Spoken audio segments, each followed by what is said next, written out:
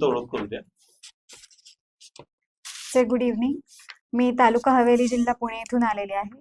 माझे 10वी-12वीचे शिक्षण हे पुण्यातील हुजूरपागा आणि नुमवी येथून झाले असून ग्रॅज्युएशन मी पुण्यामधील कॉलेज ऑफ ॲग्रिकल्चर पुणे येथून केलेले आहे. त्यानंतर मी MA पब्लिक सर्व्हिसेस हे यशवंतराव चव्हाण मुक्त विद्यापीठ येथून केले असून त्यानंतर पब्लिक पॉलिसीचे फॉर्मल एज्युकेशन मी IIT बॉम्बे येथून घेतले आहे आणि 2024 मध्ये मी MA इकॉनॉमिक्स हे शिक्षण फर्ग्युसन महाविद्यालयातून घेतले आहे. मग सध्या कुठे पदावर काम करता तुम्ही? सर सध्या मी कृषी अधिकारी म्हणून department of agriculture government of Maharashtra under गेले 6.5 वर्ष काम करत आहे. अरे वा. मग महाराष्ट्राची शेती पुढे चालली मागे चालली तिथेच आहे? सर देशाचा विचार करता महाराष्ट्राची शेती ही पुढे चाललेली आहे. महाराष्ट्रामध्ये जो पण ॲग्रिकल्चरचा ग्रोथ रेट आहे तो नॅशनल ॲव्हरेजपेक्षा जो नॅशनल ॲव्हरेज 4.6 4.8च्या आसपास आहे त्याच्यापेक्षा महाराष्ट्राचा जास्त चांगला आहे. सर महाराष्ट्रातल्या शेतकऱ्यांचं जे उत्पन्न आहे ते सुद्धा कोविड नंतर वाढल्याचं आपल्याला जाणवत आहे आणि सर महाराष्ट्राची शेती ही आधुनिक शेती म्हणून सध्या ओळखली जात आहे. कित्येक स्कीम्समध्ये देखील सर महाराष्ट्र अग्रेसर आहे, जसं PMFME असेल, मागेल त्याला शेततळे असेल, NFSM असेल. त्यामुळे सर महाराष्ट्राची शेती देशातल्या इतर राज्यांच्या शेतीच्या महाराष्ट्र तुलनेत अन्नधान्यामध्ये स्वयंपूर्ण आहे की नाही? सर महाराष्ट्र अन्नधान्यामध्ये स्वयंपूर्ण आहे असं म्हणणं तितकंसं संयुक्त ठरणार नाही, कारण की सर आपण डाळीसाठी स्पेसिफिकली राजस्थान आणि मध्य प्रदेश किंवा कधी कधी आयातीवर अवलंबून असतो. बाकी सर जे सिरियल्स आहेत त्याचं आपल्याकडे बऱ्यापैकी उत्पन्न चांगल्या प्रकारे होतं. अच्छा. पण मग एवढं सगळं शेती चांगली महाराष्ट्राची, तर आत्महत्या एवढ्या का होतात महाराष्ट्रात शेतकऱ्यांच्या? सर शेतकऱ्यांच्या आत्महत्येची जी कारणं आहेत नॅशनल क्राईम रेकॉर्ड्स ब्युरोने दिलेली, त्यामध्ये जे पहिलं कारण आहे ते सर त्यानुसार सर महाराष्ट्रामध्ये जे पण soil and water conservation practices आहेत किंवा महाराष्ट्राचं जे वॉटर टेबल आहे that is the main reason, जे की 20% रिस्पॉन्सिबल आहे. सर दुसरं महत्त्वाचं कारण आहे ते म्हणजे नॉन इन्स्टिट्यूशनल क्रेडिट्स, ज्याचं सर आपल्याला ट्रॅकिंग करता येत नाहीये, कारण की ते खूपच इन्फॉर्मल पद्धतीने एखाद्याकडनं पैसे घेतलेले असतात. त्यामुळे सर आपण त्याचा डेटा कलेक्शन थोडं करणं अवघड होत आहे. आणि सर तिसरं महत्त्वाचं कारण याच्यामध्ये आहे की सर जी सुसाईड बेल्टमधली शेती आहे त्या शेतीमध्ये सर आपल्याला ज्या आधुनिक व्हरायटीज आहेत त्या म्हणजे आधुनिक शेती टेक्निक्स आहेत ते इम्प्लिमेंट करणं थोडंसं अवघड जात आहे. अच्छा. मग काय उपाययोजना आहे त्याच्यावर? हो सर. काय? सर महाराष्ट्रामध्ये आपल्याला शेतकऱ्यांच्या आत्महत्या थांबवायच्या असेल तर सर्वप्रथम soil and water conservation practices आहेत त्या थोड्याशा डेव्हलप कराव्या लागतील. सर IIT बॉम्बेने वॉटर बजेटिंग नावाची कॉन्सेप्ट दिली आहे, म्हणजे एक वॉटरशेड असेल आणि त्याच्या आजूबाजूचे 3-4 तालुके असतील तर त्या वॉटरशेडचं जेवढा रिसिप्ट आहे त्याच प्रमाणामध्ये आपण वॉटर त्याच्यामधनं एक्सपेंड करू शकतो. सो दुसरं आहे ते म्हणजे नॉन इन्स्टिट्यूशनल क्रेडिट कमी करण्यासाठी आपल्या ज्या बँका आहेत पर्टिक्युलरली कोऑपरेटिव्ह बँका यांनी आणि नॅशनलाइज बँका सुद्धा हे सिबिल बघून जे जर शेतकऱ्यांना लोन देतात ते थोडंसं शेतकऱ्यांच्या लेवलला जड जात आहे, कारण की सर कोणत्या शेतकऱ्याचा सिबिल एवढा चांगला नसतो की ज्यामुळे त्याला लोन मिळू शकेल. तर ती एक अट आहे. आणि सर तिसरं म्हणजे मग आपण कॉन्झर्वेशन ॲग्रिकल्चर राबवू शकतो. अच्छा. किमतींचा काही इश्यू नाही का आत्महत्यांमध्ये? सर किमतींचा इश्यू शेतकरी म्हणजे प्रोड्यूस झाल्यानंतर डेव्हलप होणारा किमतींचा इश्यू आहे, पण सर जे कॉस्ट ऑफ इनपुट आहे that is inversely related to the prices that farmers get into the market. So तो इश्यू मेजरली पण कन्सर्न आहे आपला. नाही, मग इनपुटचा प्राइस हा मेजर कन्सर्न आहे की किंमत न मिळणे major concern? Sir cost of input आणि प्राइसेस यांचं जे इन्व्हर्स रिलेशन आहे हा मेजर कन्सर्न आहे, कारण की सर कुठल्या कुठल्या क्रॉपसाठी प्राइस ऑफ इनपुट्स ही कमी असते त्यामुळे त्यांचं कॉस्ट ऑफ प्रोडक्शन कमी होतं, परंतु त्या प्रमाणात जर आपल्याला प्राइसेस मिळाला नाही किंवा शेतकऱ्यांना प्राइसेस मिळाला नाही मग ते प्रॉफिटेबल एंटरप्राइज राहत नाही सर. आणि त्याच्यामुळे मग तर सोयाबीनचं उदाहरण आहे, तर सध्या सोयाबीनच्या किमती ज्या आहेत त्या 10 वर्षापूर्वीच्या किमती होत्या येस सर. त्याच किमती आहेत. Yes sir. मग यात इनपुट कॉस्ट वाढणारच ना. 10 वर्षामध्ये सगळ्या गोष्टींचा इनपुट कॉस्ट वाढलाय, महागाई वाढली. Yes sir. मग आता याच्यात काय इश्यू आहे? समजा मग तुमच्या मतानुसार मग इनपुटचा इश्यू आहे किमतींचा इश्यू आहे? सर सोयाबीन महाराष्ट्रामध्ये जवळजवळ 43 लाख हेक्टरवरती आपण सो करतोय आणि गेल्या 5 वर्षांमध्ये सोयाबीनचा एरिया वाढलाय. सर जर MSP सुद्धा जर सोयाबीनची साधारणतः 4,800 प्रति क्विंटल आहे. सर त्याच्यावरती जर आपण शेतकऱ्यांना म्हणजे त्यावरती जर आपण प्राइसेस द्यायला गेलो, तर सर मग सोईंग पासूनच मग जास्त म्हणजे सरप्लस एक उत्पादन होऊ शकतं सोयाबीनचं. आणि सर सोयाबीनच्या किमती साधारणतः स्टेबल ठेवण्याचं रिझन हे आहे की सर येत्या 1 महिन्यामध्ये सर चायनाचं हार्वेस्ट होतं सर सोयाबीनचं. आणि सर ते जर मार्केटमध्ये आलं तर मग आपल्या किमती डाऊन होतात. त्यामुळे सर तो एक इश्यू सध्या गव्हर्नमेंट ऑफ महाराष्ट्र डील करत आहे. हे शंभू सीमेवर का जमते शेतकरी? शंभू सीमा माहिती आहे? सर नाही सांगता येणार. बरं, ते आंदोलन चाललंय पंजाबमध्ये शंभू सीमा नावाची. त्यांच्या किती मागण्या आहेत माहिती आहे का? नाही सर. तर 13 मागण्या आहेत. त्यातली एक मागणी आहे की WTOतनं बाहेर पडावं भारताने. तर तुमचं काय म्हणणं आहे? बरोबर आहे का? सर या विषयावरती WTO मध्ये सर जे काही अग्रीमेंट ऑन ॲग्रीकल्चर आहे त्याच्यामध्ये मार्केट ॲक्सेस असेल किंवा डोमेस्टिक सपोर्ट असेल आणि एक्सपोर्ट सबसिडी असेल या भारताच्या ज्या भूमिका आहेत त्याच्यामध्ये मग NFSM असेल किंवा मग आपण ग्रीन बॉक्स अंडर किंवा अंबर बॉक्स अंडर जे आपण सबसिडीज देतोय त्याला इतर देशांनी विरोध केलेला आणि आपण त्या डे बाय डे कमी कमी करत आलेलो आहोत. मग सर ते एक रिझन असू शकतं की नाही, शेतकरी तुमचं सपोर्ट आहे का त्या मागणी? सर मला मागणीबद्दल इतकं सांगता नाही ही येणार. मागणी सोपी आहे ना, की भारताने WTOतनं बाहेर पडावं. अशी त्यांची मागणी आहे. 13 पैकी एक मागणी त्यांची ती आहे. सर भारताने केवळ ॲग्रीकल्चरचा विचार करता WTOतनं बाहेर पडणं हे तितकंसं संयुक्तिक असणार नाही. आपण जर म्हणजे या जर मागणीला संपूर्ण देशभरातनं तेवढा सपोर्ट मिळत असेल तर मग भारताने या भूमिकेवर विचार करायला हरकत नाही. परंतु जर तशी परिस्थिती नसेल तर सर आपण WTOतनं पूर्णपणे माघार घेणं हे इंटरनॅशनल इकॉनॉमिक्स आणि जिओपॉलिटिक्सच्या दृष्टीने तेवढंसं संयुक्तिक राहणार नाही. शेतीतल्या उत्पन्नावर टॅक्स असायला पाहिजे. सर शेती हा स्टेट लिस्टमध्ये सब्जेक्ट आहे आणि त्याच्यावरती डायरेक्ट टॅक्स लागू करण्याच्या शिफारसी खूप ॲडमिनिस्ट्रेटिव्ह ऑफिसर्सनी केल्या आहेत. परंतु sir it could become a political issue because major voter base हा प्रत्येक राज्यांचा शेतकरीच आहे. पण सर आपण जर त्याचं नीट मॅनेजमेंट केलं आणि जे मोठे शेतकरी आहेत त्यांचं उत्पन्न जर इन्कम टॅक्सच्या जाळ्यामध्ये आणू शकलो तर आपला टॅक्स बेस सुद्धा हॉरिझॉन्टली आपल्याला वाढवता येईल आणि थोडंसं सेन्सिटिव्हली या विषयाला डील करून आपण त्याच्यावर टॅक्स लावू शकतो. ओके. भारतातली जी अन्न संस्कृती आपण जी रोजच्या आहारात गोष्टी खातो ते तुम्हाला परिपूर्ण आहार वाटतो का? सर हो, इंडियाचं फूड कल्चर जे आहे ते साधारण 12व्या शतकापासून थोडंसं डेव्हलप होत आलंय आणि आपलं जे अन्न आहे रोजचं भाजी, पोळी, वरण, भात आणि तूप याच्यामध्ये sir proteins, vitamins, carbohydrates, fats आणि जे काही मायक्रोन्यूट्रिएंट्स आहे ह्याचं एक पूर्ण भरलेलं अन्न असतं. सर फूड टेक्नॉलॉजीमध्ये एक प्रिन्सिपल आहे जे की असं सांगतं की तुम्ही 5 रंगाचं अन्न जर एका दिवशी खात असाल तर it gives you antioxidants, nutrients, vitamins. तर सर आपलं जे अन्न आहे भाजी, पोळी, वरण, भात, चटणी, तूप आणि मीठ, लिंबू याच्यामधनं सर ही रिक्वायरमेंट फुलफिल होऊ शकते. पण जगाच्या तुलनेत आपल्या भारतामध्ये मधुमेहाचं प्रमाण जास्त आहे, इतर आजारांचं पण आहे. हे कसं आपण जस्टिफाय करायचं? Sir yes sir, India is a diabetic capital of the world. Sir आपण जे आपलं डाएट आहे हे थोडं जास्त प्रमाणात बॅलन्स करू शकतो. सर मग याच्यामध्ये फळांचं प्रमाण वाढवू शकतो किंवा बीट असेल यांचं प्रमाण वाढवू शकतो. हे इंडियामध्ये सर कुठेही उगवलं जाणारं अन्न आहे आणि मग याच्यामध्ये सर डायटरी रिक्वायरमेंट्स पण आपल्याला फुलफिल होईल. दुसरं सर अंड एक गोष्ट आहे की जे आपल्या डेली डायटरी रिक्वायरमेंटमध्ये आपण इन्क्लूड करू शकतो. आता अंड्याचा विषय काढला मला लक्षात आलं की धर्माच्या बेसवर जेव्हा मांस विक्री बंदी करण्याची मागणी होती त्याच्याकडे तुम्ही कसं?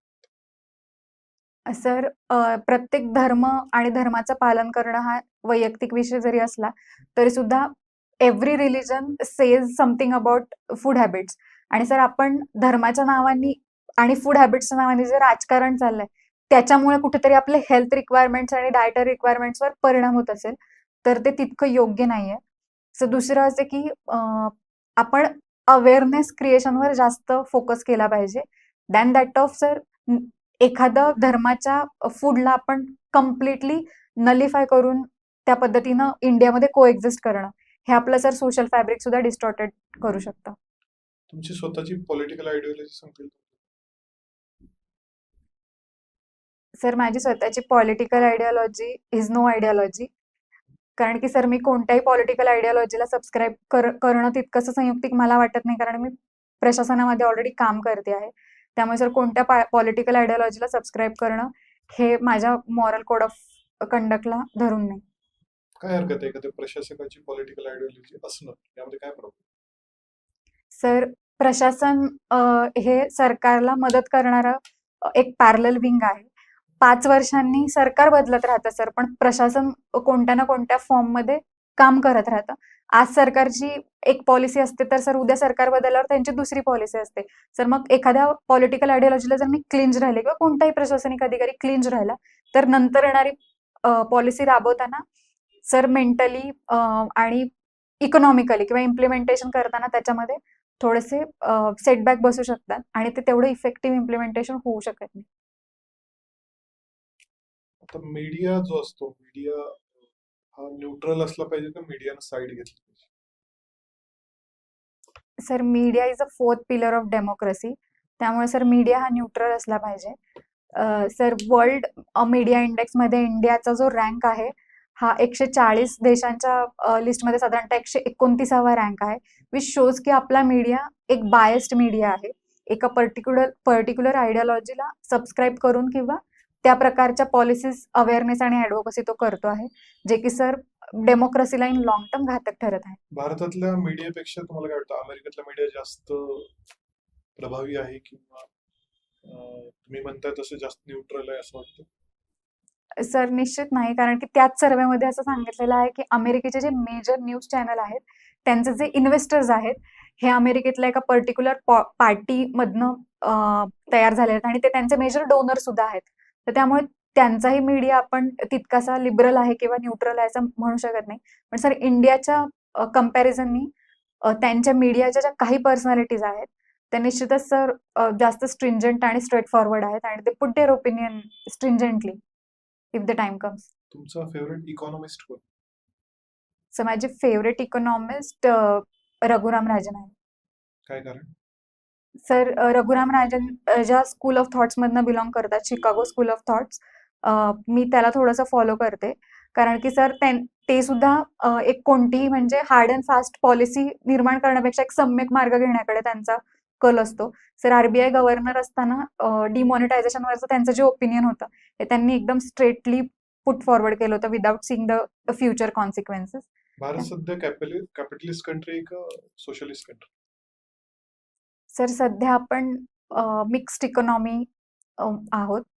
काही आपल्या पॉलिसीज आहेत शेतकऱ्यांसाठी किंवा डेस्टिट्यूटसाठी, अपंगांसाठी, ह्या थोड्या सोशलिस्ट बाजूकडे झुकलेल्या आहेत आणि काही ज्या पॉलिसीज आहेत जसं की कॅपिटलिझमला, त्या पॉलिसीज आपण कॅपिटलिझमला हेल्प करणाऱ्या. पुणे जिल्ह्यातच शिवाजी महाराजांनी स्वराज्य स्थापना काय केली?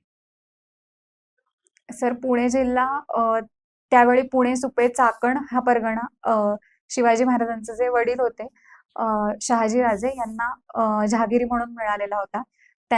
त्यामुळे त्यांच्या जन्मानंतर ते इथे राहिलेले होते. जरी खरं असलं तरी हे स्वतः होते वेरूळचे, वेरूळ औरंगाबाद. Yes sir. किंवा जिजाबाई होत्या बुलढाण्यात. ते का नाही केलं? तिथे करतात सर. सर इथला जो मावळ भाग आहे भोर, वेल्हा, मुळशी येथून जो त्यांना मावळ 12 मावळातले जे लोक होते त्यांचा जो सपोर्ट होता तो या भागातला होता. सर इथले लोक काटक आणि भाजी भाकरीवर जगणारे आणि असे त्यांचे साथी आणि सवंगडी होते. त्यामुळे सर इथून त्यांना पॉप्युलर सपोर्ट मिळाला. सर दुसरं रिझन होतं की शेती, ह्या भागातलं जे जिओग्राफिकल ऍसेट्स होते त्यावेळेचे, त्यामुळे त्यांना ह्या भागातल्या समस्या जास्त प्रकर्षाने जाणवल्या सुद्धा आणि ह्या भागामध्ये त्यांना तेवढा त्यांच्या राज्य फुलफिल करायला तेवढा सपोर्टही मिळाला. यशवंतराव चव्हाण जे आहे त्यांचं सर्वात मोठं कुठलं कार्य तुम्हाला असं वाटतं की जे महत्वपूर्ण आहे? सर यशवंतराव चव्हाणांनी देशाला 2 मोठ्या युद्धांच्या वेळी मदत म्हणजे त्यांचं कार्य त्यांनी केलेलं आहे. एक म्हणजे 1962चं जेव्हा की फॉर्मर डिफेन्स मिनिस्टरनी राजीनामा दिला होता आणि त्यावेळी त्यांनी अर्ध्यामध्ये धुरा सांभाळली, आणि दुसरं सर 1965चं त्या युद्धामध्ये सर इंडियाची त्या काळामध्येच पूर्ण 60चं जे दशक होतं त्यातला जो पूर्वार्ध होता त्यामध्ये इंडियाची sir economic condition, back to back wars, ह्याच्यामुळे जी परिस्थिती होती, अशा परिस्थितीमध्ये सगळ्यात क्रिटिसाइज जे मिनिस्ट्री आणि पोर्टफोलिओ होता डिफेन्स, तो त्यांनी हाताळला. तर ते काम मला जास्त की आता येतं. हे जे महिला विषयक अत्याचाराचा इश्यू चाललाय, त्यात तुम्ही पब्लिक पॉलिसी म्हणजे इंटरव्हेन्शन करून असं एखादं धोरण सांगू शकता का? काय करता येईल आपल्याला? कसं याच्यावर मात करता येईल? सर सर्वप्रथम आत्ताची जी येती पिढी आहे, या येत्या पिढीवर मी फोकस करेन. कारण हे उद्या जाऊन सिव्हिलियन्स बनणार आहेत आणि ते वय जास्त चांगलं आहे, की त्यांच्यावर आपण नर्चर करू शकतो. तसं संवेदनशीलता हा विषय त्यांना किंवा gender parity, good touch, bad touch हे सर्व विषय त्यांना आत्ताच सिलेबसमध्ये इन्क्लूड करू शकतो, जो की लाँग टर्म इफेक्ट आहे. सर दुसरा शॉर्ट टर्म उपाय असा सुचवता येईल, की सर लॉ अँड ऑर्डर मध्ये देखील जी असंवेदनशीलता आहे, त्या दृष्टीने सर लॉ अँड ऑर्डर थोडं स्ट्रेटनिंग करता येऊ शकतं. सर प्रवीण दीक्षित सरांचं म्हणणं आहे, की पोलीस प्रशासनाचं देखील जे ट्रेनिंग आहे, त्याच्यामध्ये आपण बदल करणं आवश्यक आहे आणि ते थोडं जेंडर सेन्सिटिव्हाइज केलं जाऊ शकतं. सर तिसरी उपाययोजना अशी सुचवता येऊ शकते, की अवेअरनेस क्रिएशनमध्ये आपण थोडा जास्त फोकस करू शकतो. मग ते सगळ्या क्षेत्रात सगळ्या लेव्हलवरती असेल, जे की मग शाळा असेल, महाविद्यालय असतील किंवा सर आपल्या जे आपण सिग्नलला थांबलो तरी सर एक स्क्रीन उभी असते ज्याच्यावरती मेट्रोलॉजिकल डेटा का टेम्परेचर किंवा पावसाची आजची परिस्थिती याच्याविषयी डेटा येतो. तर तिथून सुद्धा आपण अवेअरनेस क्रिएट करू शकतो. लार्जर लेव्हलवर असं वाटतं सॉफ्ट पॉर्न ऐकलं का तुम्ही? त्याचा इफेक्ट असतो. नाही सर, नाही सांगता नाही पितृसत्ताक मानसिकतेमुळे सगळं असं होतंय का? सर निश्चित पितृसत्ताक मानसिकता हे एक मेजर रिझन आहे आणि कन्सर्नही आहे. भारतीय संस्कृती जी डेव्हलप झालेली आहे, पर्टिक्युलरली आफ्टर मेडिव्हल इंडिया. सर त्याच्यामुळे स्त्रीला एक कायम एक विक्टिमाइज नजरेने बघितलं गेलं आहे किंवा सर तिच्याशी रिलेटेड मग चारित्र्याच्या संकल्पना असतील किंवा स्टेटसच्या संकल्पना असतील, या तिच्याशी रिलेटेड जोडल्या गेल्या आहेत. त्याच्यामुळे सर जास्त प्रोटेक्टेड स्त्रिया कशा राहतील, अशा पद्धतीने मग आपली कामं असतील, आपले व्यवसाय असतील असे डेव्हलप झाले आणि सर मग ते या आजच्या काळामध्ये सर समाज आपला तितका ऍक्सेप्ट करत नाहीये काही गोष्टींना. त्यामुळे सर अत्याचाराचं प्रमाण देखील वाढतंय. हॉबी सांगितली का तू? सर मी चेस खेळायचे.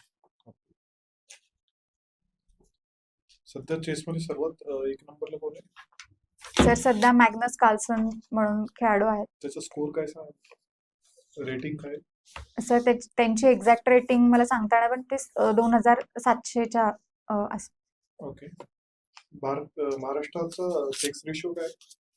सर 2011च्या जनगणनेनुसार महाराष्ट्राचा सेक्स रेशो हा 948 आहे आणि चाइल्ड सेक्स रेशो हा 908 आहे. ओके. आणि महाराष्ट्राचं पर कॅपिटा इन्कम? सर महाराष्ट्राचा पर कॅपिटा इन्कम 2011च्या जनगणनेनुसार जे बदललेलं आहे त्यानुसार 2 लाखाच्या आसपास आहे. पुण्यातली सध्या तुम्हाला सर्वात महत्वाची व्यक्ती कोण वाटते पुणे शहरात? सर सध्या पुणे शहरातली सर्वात महत्वाची व्यक्ती म्हणजे जे पुण्याला पार्लमेंटमध्ये रिप्रेझेंट करत आहेत, पुणे शहराला पुण्याचे खासदार मुरलीधर मोहोळ हे वाटतात. त्यांची आतापर्यंतची कामगिरी फॉलो केली आहे तुम्ही? सर पुणे शहरामध्ये खासदार होण्याच्या आधी त्यांचं जे काम होतं ते स्मार्ट सिटीमध्ये असेल किंवा कोथरूड कॉन्स्टिट्युएन्सी ते रिप्रेझेंट करत होते. त्यामध्ये सर कोथरूडचा वाहतुकीचा प्रश्न सोडवणं असेल किंवा घनकचऱ्याचं नियोजन असेल, यामध्ये त्यांनी चांगल्या प्रकारे काम केलेलं आहे.